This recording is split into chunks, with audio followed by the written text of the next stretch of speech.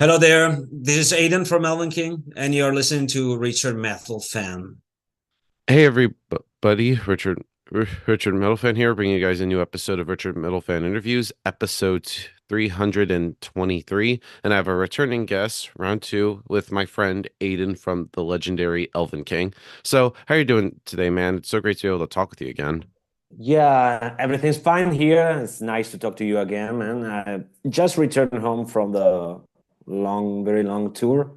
So I'm home until 1 week and was pretty long and exhausting tour, but was really successful. Was the pagan tour here in Europe. So just back home and slowly returning to normal life, let's say. Yeah. Yeah, I feel like that too, because a few weeks ago I was on the 70,000 tons of metal cruise. I got to see like Wow. 60 plus bands, and so and it was like really tiring and stuff. And then I'm still pretty much I still kind of feel like I'm on vacation mode at some point, but now I'm pretty much in back to like normalcy and doing like adult shit. So how was the 70K this year? It was pretty good. Good. Yeah. That was my second time going. I went last year for the Ah, first okay. time. This is my second Okay. time. Got to see a lot of great bands. I got to see Mhm. Emperor again. And I got to knock off Great. some bucket list bands like Kalma, Oh, uh, cool. Troll, and I of course got to see some friends bands like of course Unleash the Archers, Yeah, Benighted, Beyond Creation, a plethora of great bands. it is great. It's great experience there. You cannot have more. It's just pure fun, I believe there, and at least one when we were there playing and also watching a lot of great bands. It was amazing. Yeah. Yeah. But it's so great to be able to have you on. So I liked it. So you got the new Elvenking album, Reader of the Ruins, Luna, which came out not that long ago, and it is absolutely an amazing album. Do you want to talk to me about the whole writing and recording process, how the whole thing came to be, and that good stuff? Yeah, it was a little bit of different and strange process for us because it happened, when it was 2020, we were in the middle of the COVID-19, pandemic. We were supposed to write and record the second chapter for the trilogy, the album that then became Reader of the Runes Rapture, and but basically we were exactly in the middle of the pandemic. There were nothing to do. There was no possibility to going out to play live or do anything except being at home. So basically, we decided to go on and keep on writing songs since there was nothing else to do. And also, we had the privilege to have this trilogy going on. So we knew that we should have another chapter after this one. So basically, we kept on writing, and we wrote the second and the third chapter together. So more than 22 songs probably for the two albums. And once it was possible to return to normal life and also recording again, going into the studios to record the stuff, we decided that since we had the songs for both albums, we could have, save some money, save some time, and maybe record the whole drum session for the both album at the same time. So that's what we did. So the drums for the two albums have been recorded at the same time. Then we left the songs for the third chapter on a side, and we kept on writing on the second chapter. And then when it was time to start thinking about this last album, Luna, we had already the drums recorded 2 years before, 2 years ahead. The songs were already there since maybe 3 years, and so it was a kind of a strange and different thing for us. But in the end, it worked pretty good, I think. Yeah. And musically, did you want to continue in the same vein as Rear of the Ruins Rapture, or did with the Luna, did you want to try something different that Elven King hasn't done before? That was pretty interesting as well because as said, we have wrote a bunch of song at the same time, and we had having these two chapters to feed with the songs basically. we had the privilege again to, to choose which one could have fit better the story. So basically, since chapter 2 Rapture was let's say, the most violent and dark chapter of the whole story, we chose the songs that were fitting better in terms of mood and of stuff, the story, and we had instead the one a little bit more lighthearted, let's say, but also epic for the grand finale, let's say. So we had also the possibility to split the songs according to the story, and choose the ones that were fitting better what we were telling in that part of the story. So I believe that while Rapture is a little bit more dark and more obscure album, this one is a little bit more epic and more romantic, I would say, also something like that. Right. All right. And being as this is like the third album in the Reader of the Ruins trilogy, would a listener have to listen to like Divination and then Rapture before listening to Luna, or or it doesn't matter?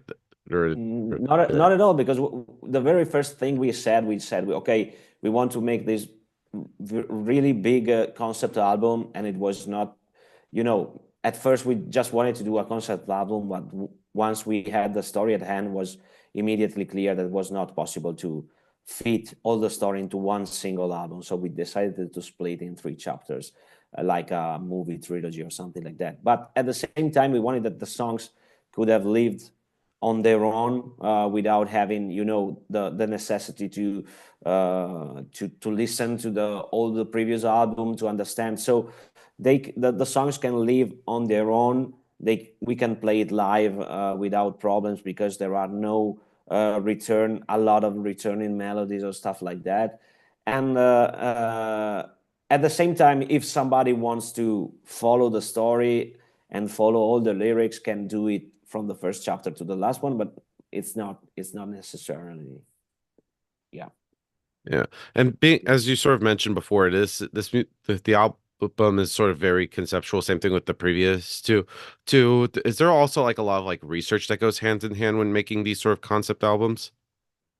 Well, we had this in mind, this story. We wanted to do a concept album since a lot of years, but we were searching for the right story to tell. That was the main thing. So once me and Damna had, I remember we were on a flight to South America for some touring there, and we started to, to brainstorming ideas about this. Once we had the basic story in mind, we also go deep into some research, especially for the divination part, for the Reader of the Runes. We are obviously we already know the topic pretty good, but we wanted to be sure to do things properly. So we go on study, divination and reading tarots, reading runes and stuff like that, in order to to get into the topic as much as possible. Yeah. And of course, like one of your influences is of course the paganism thing. So what sort of like inspires you guys to talk about like the paganism, and how do you manage to like fit it within the music? Yeah. Well, first of all, I would say that, we are coming from Italy, and maybe a lot of people can think about, okay, Italy, and you think about beaches, seaside, And pizza. sunny, pizza, obviously, and sun and stuff like that. But we are coming from the deep north of Italy. We are pretty close to the border with Austria and so on. So the folklore thing is very in these territories. And I remember, for example, my grandmother telling me a lot of folkloristic stories that have a lot of roots into the paganism and everything like that. So our love for folk music, folk story, folk fairy tales come from our childhood, for sure. And then we obviously we had a love for these things. And when we started the band, we wanted to create something that could sound like dark fairy tales or something like that, and incorporate the folk music with metal music.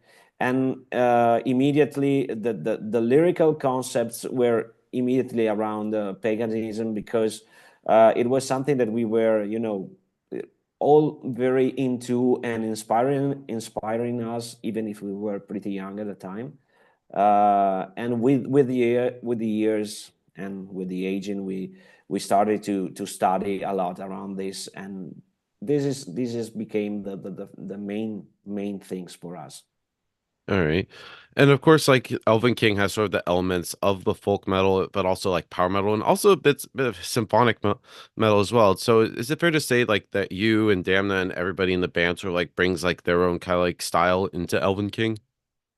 Yeah, the thing with Elvenking is that we had a lot of a bunch of different influences, because since when we started the band, we wanted to create something. I don't want to say original, because there is nothing really original in music, but maybe unique. And this came out from different, different influences. In the beginning, we wanted to create a sort of, power metal band with folk influences. We were highly influenced by the British band Skyclad, which was the first probably folk metal band using the fiddle in its music, and mixing it with thrash metal. But we had a lot of influences also from black metal, for example, because we all loved the more epic black metal at the time. The Gothenburg scene was very in the 90s, was one of our biggest influences, with bands like Dark Tranquillity and In Flames, and obviously all the power metal, which was in 1997 when we were formed. It was having kind of a reshining and reborn. Also, Candlemas, King Diamond, Merciful Fate, and the more obscure things were a big influence. So everything mixed together, came into the cauldron of Elvenking music, and I think that makes that sound that can be pretty recognizable, at least I think for us. Yeah. And how would you classify the music of Elvenking? Because some people would put you as power metal, some people put you as folk metal. So for you personally, how would you like classify like Oh, Elvenking? well, we nowadays we try to define ourselves pagan metal, which basically doesn't mean anything in terms of music, and that was pretty interesting, because there is no direct association with a specific genre. It's more about the concept, the lyrics, and what we want to do. If I need to give a classification in terms of music, I would say maybe power folk metal or something like that can have a, if it makes any sense. But obviously we are a melodic band, so when you think about the pagan metal scene, usually you think about the more extreme bands like I don't know, Ensiferum or Fintroll, stuff, or Moon Sorrow, which are more on the extreme side, while we have the clean vocals mainly, and but there is a lot of also influence from the power metal of the 90s for sure. So Yeah. Yeah. And I feel maybe. like yeah. And I feel like you definitely bridge between both worlds. Like I could see you play with power metal bands like Blind Guardian or Unleash the Archers, but I could also see you with the folk metal like with Ensiferum, like you were just doing a tour in Europe. So I feel like you guys can just appeal to like different types of crowds and fans. They're not just limited to just like one like specific like audience. Yeah, exactly. I think that we can fit greatly in the pagan world, as we did now. We did the tour with Hailstorm, Ensiferum, Tyr, and Idefog, which are very, in the pagan scene. But also we had, the possibility to, we are supposed to tour with Unleash the Archer also, which is another great band of friends Yeah. who Yeah. would be Also my friends too.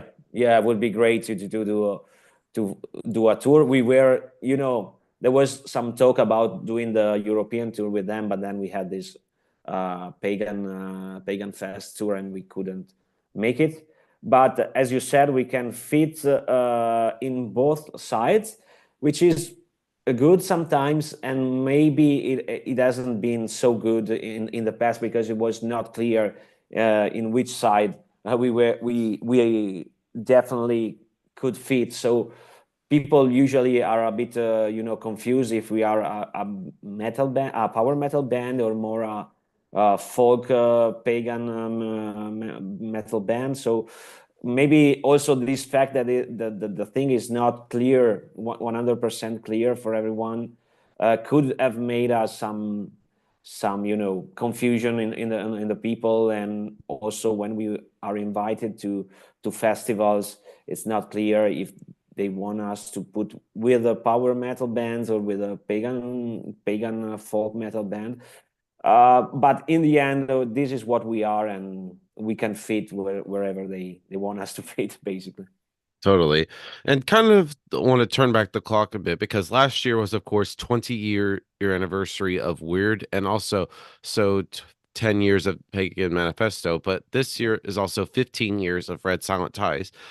And with those albums, like over the years and stuff, and now you have like so many albums out now. Now, how would you say like Elvenking has evolved over the years? As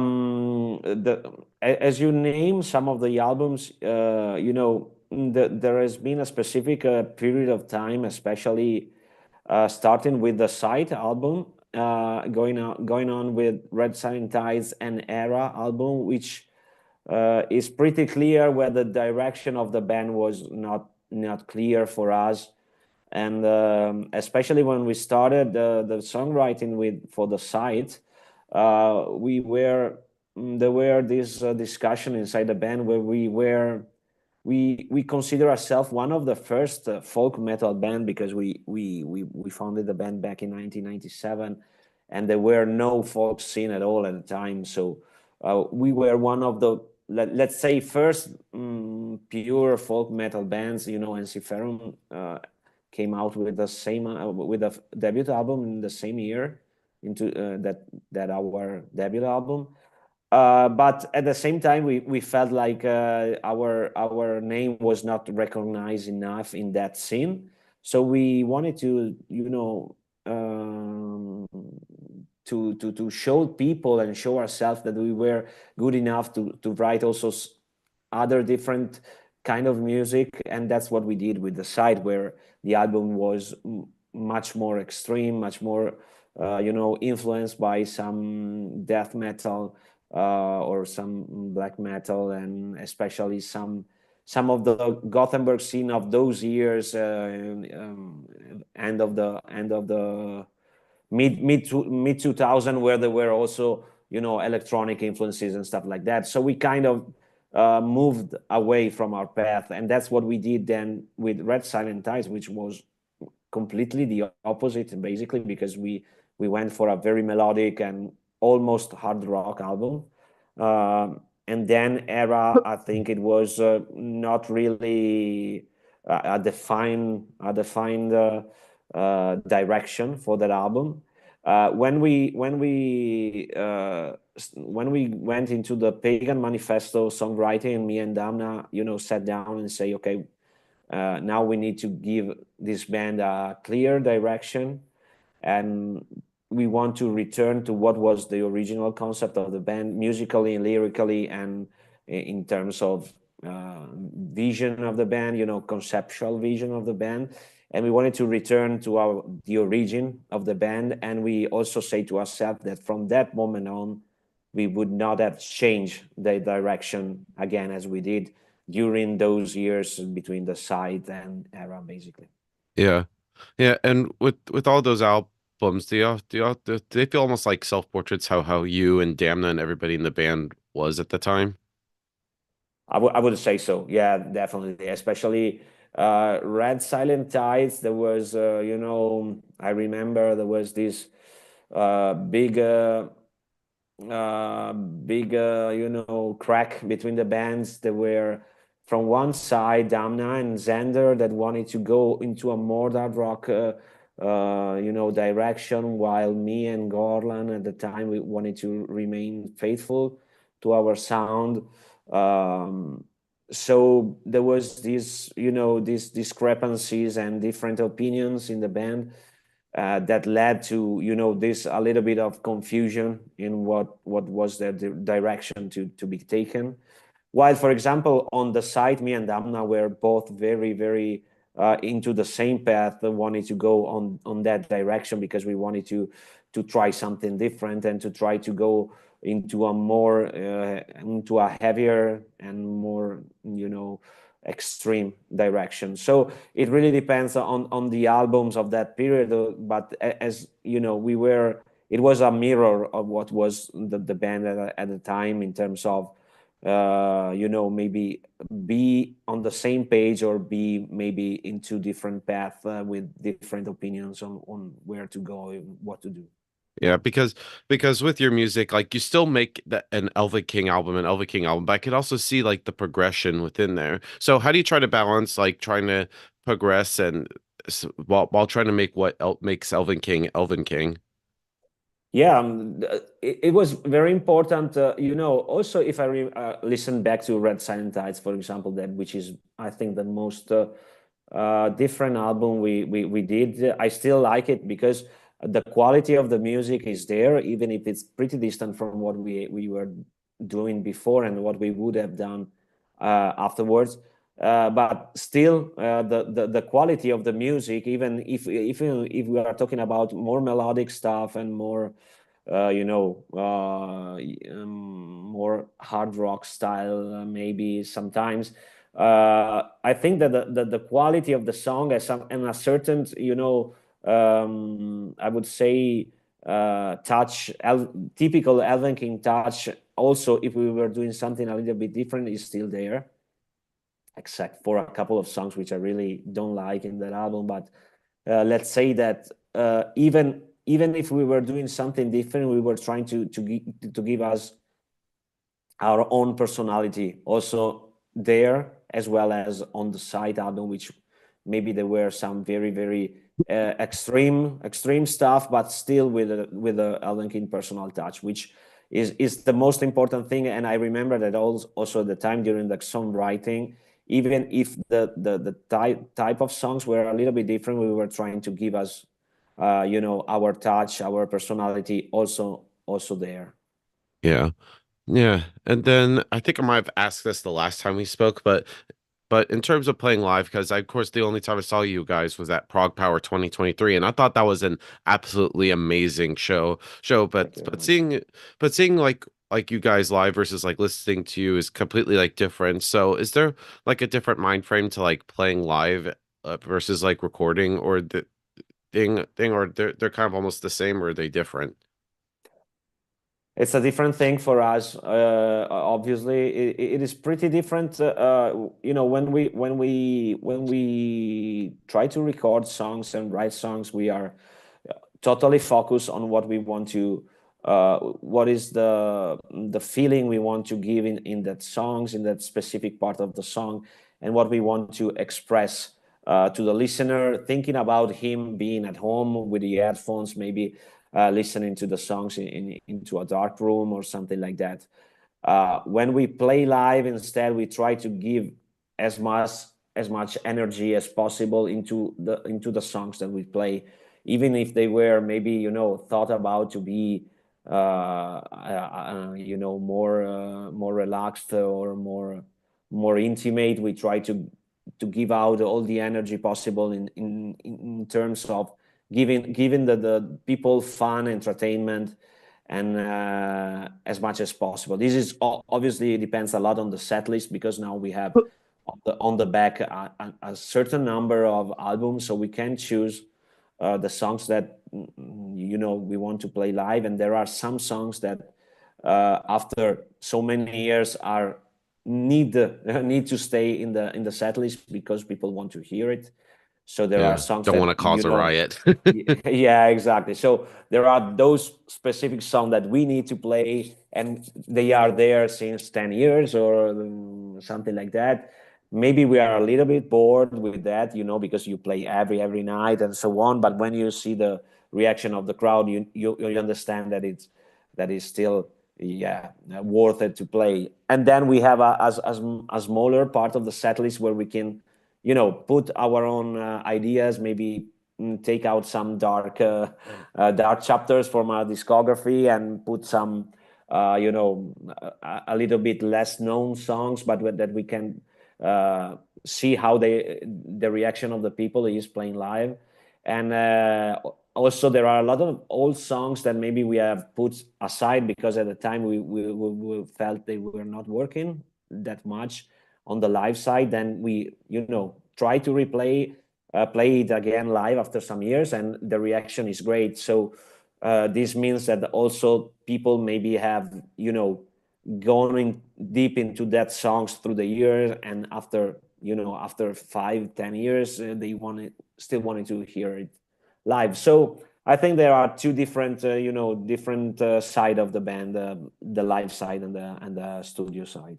Yeah. And you now have like a lot of albums out now. So with every album, it must be hard to put like a set list together because there's always those diehard bands that want like deep cuts from Heathen Real or even like the To Oaks Woods Bestowed demo. So how do you try to manage to put like the set list together after so many years? That is one of the most difficult things now because, you know, as I told you, maybe we have I don't want to say 60%, but maybe, you know, 40 to 50% of the set list is already done by the so-called song that we need to play because you know, there are the Divided Heart, Elven Legions, and Pagan Revolution, that kind of songs that need to be played, and they are there, and they almost, you know, it depends on how long is the set list, but it could cover from 40% to 60% at least. And then we would like to, as said, we need to play some of the new stuff, obviously. And we noticed that maybe when we had an album out back in the days, we used to play like 6 to 7 new songs live. Now we play 3 to 4 because there is no space enough to play new stuff if we want to cover also, you know, also the other albums. And then there are the very deep cuts that I love to play, like songs from Eden Real, for example, which is something always great for me to play songs from our debut album.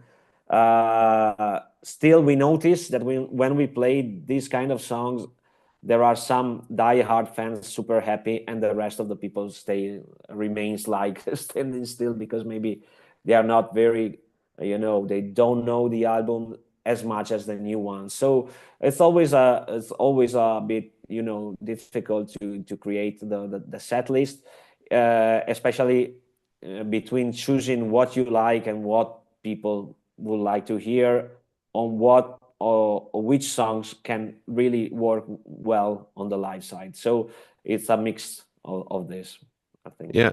Yeah, and I know I already touched upon it, but of course, like you have like the power metal fans and also the folk metal fans. Like I see you play with like different like crowds and stuff. Do you ever notice like a different like reaction depending on like the different tours or shows, festivals that you Yeah. play with on?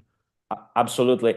When we are in a you know in a contest like the Pagan Fest, we have already we have just did here in Europe. We try to bring in you know, some folk stuff, and for example, we have brought on the set list a song that we were not playing since 2018 or something like that. It was the Horn Ghost and the Sorcerer, which is a very folk song with a lot of violin going on, and so we felt it was very good, you know, to be played in a contest like the Pagan Fest. But if we're gonna play, you know, a tour with Unleash the Archers, for example, maybe we can put it some more power metal songs, some older stuff with a lot of double bass and stuff like that. So it is good also that we can choose depending on where we are playing and with who we are playing. Yeah. Yeah. And so kind of also like in the end to sort of wrap things up, what's next for Elvenking? Of course, we got Reader of the Ruins Luna, which comes out April 11th. But if there's just anything else with Elvenking that you would also like to plug in terms of tours and stuff, and when can we expect Elvenking to come rock in the USA? Well, we are done with the European, with Europe now. We have done 30 days now in Europe. And then we will do some, you know, single shows here and there, Italy and somewhere else. So I think that for this year, Europe is covered. We will do a lot of summer festivals here in Europe. Some of them are very big with very big bands, so will be fun. Probably we are going to return to Japan, which is you know, we are not playing Japan since before the pandemic, so I think it's time to return there. And I think this is it for 2025, but we have planned for early 2026, where USA is one of the first things. We have just signed a new contract with a new booking agency only for the USA territory. So there will be definitely things coming up. Yeah. And we cannot wait to come back there, because the tour we did last year was amazing and was surprisingly great in the US. We knew that we had, you know, a little fan base, but we didn't expect to have so many people enjoying our music. So it was really surprising, and was an amazing tour for sure. Yeah, I'm hoping you all make it to Atlanta to again, Yeah. because we all need you. Oh, Atlanta! I think that 2026 we will be there. Let's see. Yeah, I'm holding your word for it, buddy. Yeah. But thank you, Aydan. It's great to have you Thank you on. It's very just much. any final words you want to say to the viewers that are watching this to close this out? I used to close the interviews, you know, doing a little reflection on how is music nowadays. I really hope that the new generation, also the new guys who are maybe the younger guys who are, you know, coming to listen to metal, can still do it the way we were used to do back in the days, maybe back when I was a teenager.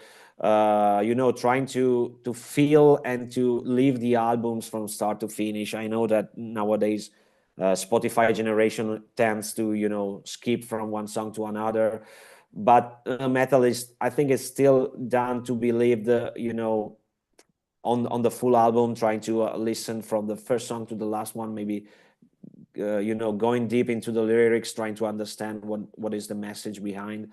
So I really hope that also new generation, and that is what I'm seeing in luckily in the live side, because there are a lot of new kids that are coming, and this is great to see. You know, young people coming to the show, and I really hope that they can, you know, still live music, because for us it was, you know, the most important thing when we were young. It was a healing thing when we were a little bit down, or, you know, not in the right mood. It help us a lot, and I think, and I hope that it will be the same thing for the new generation to come. Well said. So everybody, Aydan from Elvenking, and we'll see you next time.